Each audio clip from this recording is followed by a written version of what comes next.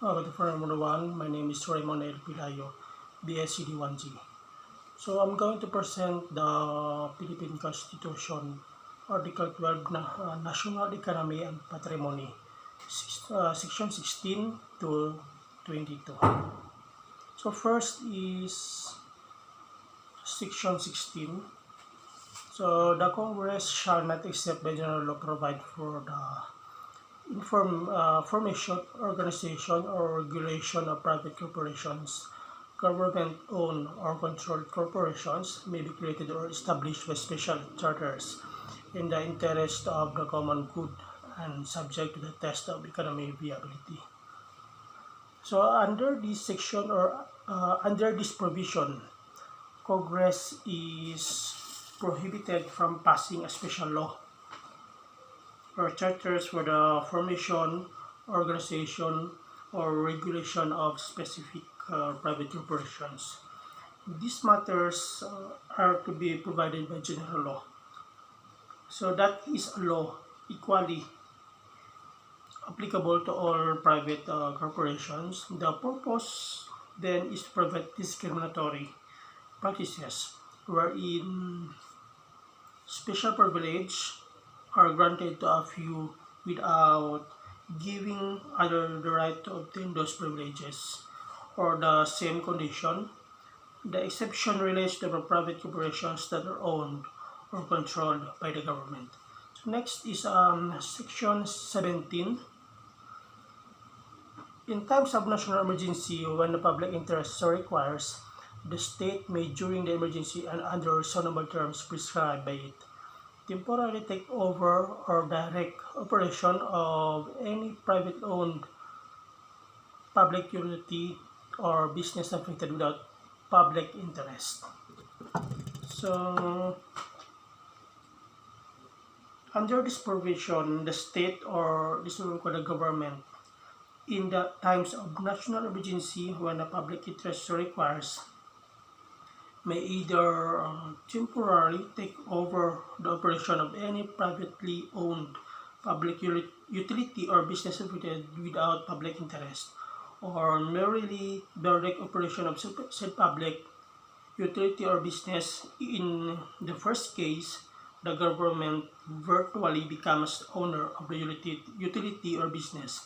In their case, the temporary takeover or direction by the government must not last beyond the period of the public emergency, and it must be under the reasonable terms prescribed by it.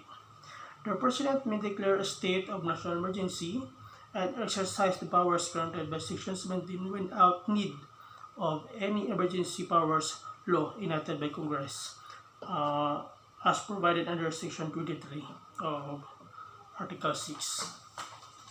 So next is Section 18. The state may, in the interest of national welfare or defense, establish and operate vital industries and upon payment of just compensation, transfer to public ownership, utilities and other private enterprises to be operated by government.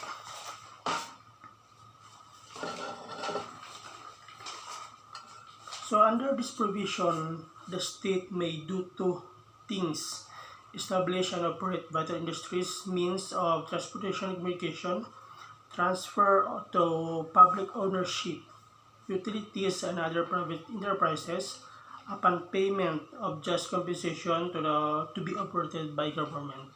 The government is allowed to take action in this respect not only when national defense requires it, but in all cases where the national welfare makes it imperative, as when there is economic monopoly or subjugation by aliens prejudicial to the public interest in the ownership and operation of certain vital industries.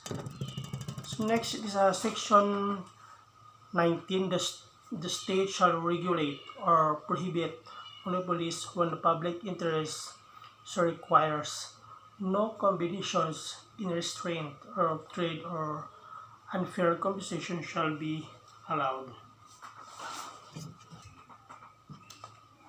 So meaning of monopoly, there is monopoly where a single seller or a group of sellers acting in concert actually controls or possess the power to control market prices.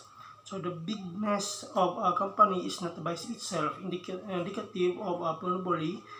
Regulation or provision of private monopolies, even without the above prohibitions. The state may still regulate or prohibit private monopolies when the public interest do requires in the exercise of its police power. With this provision, however, a law prohibiting private monopolies cannot be attacked as constitutional for being unreasonable interference with the right to liberty or property that operate in the restraint of trade. So do away with free and open competition and therefore are inimical to the interest of consuming public. The use of the word regulate in the Constitution indicates that some monopolies properly regulated are in public interest. So next is section 20. The Congress shall establish an independent central monetary authority, the members of whose governing board must be natural-born Filipino citizens of non-probity, integrity, and patriotism, the majority of whom shall come from the private sector. They shall also be subject to such other qualifications and disabilities as may be prescribed by law. The authority shall provide policy direction in the areas of money, banking, and credit. It shall have supervision of the operation banks and exercise such regulatory powers as may be provided by law over the operations of finance companies and other institutions performing similar functions until the Congress otherwise provides. The Central Bank of the Philippines, operating under existing laws, shall function as the central monetary authority. So when you say central monetary authority established, this provision direct Congress to establish an independent central monetary authority with the powers and function mentioned therein. The Central Bank of the Philippines, created by Republic Act number 268, has been constituted as the Central Monetary Authority pursuant to the 1973 Constitution. So responsibilities and objectives. The importance of a Central Monetary Authority may be seen by looking at the responsibilities and objectives of Bangko Sentral ng Pilipinas or Central Bank of the Philippines as provided by new Central Bank Act. So to provide policy directions in the areas of money, banking, and credit, to supervise and regulate the operation of banks, finance companies, and non-bank financial institutions, to maintain price conducive or to a balanced and sustainable growth of economy, and to promote the maintained stability and convertibility of a peso in other currencies. Qualification of members of governing board. The members of the government board of the Central Monetary Authority must be a natural-born Filipinos because of the nature of their functions. So the requirements that the members must be persons of known probity, integrity, and patriotism, and that the majority of members shall come from the private sector, is designed to promote the independence of the Central Monetary Authority. So next is section 21. Foreign loans may only be incurred in accordance with law and regulation of the Monetary Authority. Information on foreign loans obtained or granted by the government shall be made available to the public. So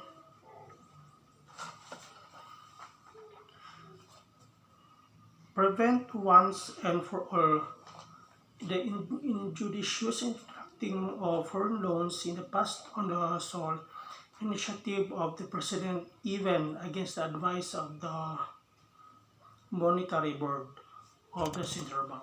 Furthermore, the contract or guarantee must be with the prior currency of the monetary board, but the congressional approval is not required, as it is the people who will ultimately shoulder the payment of the country's indebtedness. The Constitution also requires the information on foreign loans obtained or granted by the government shall be available to the public. So last section for the Article 12, Section 22. Acts which circumvent or negate any of the provisions of this article shall be considered inimical to the national interest and subject to criminal and civil sanction as provided by law. So this provision basically prohibits foreign use of Filipino device and seeks to prevent the enjoyment of a right, franchise, privilege, or property reserved for Filipinos by those who are not qualified.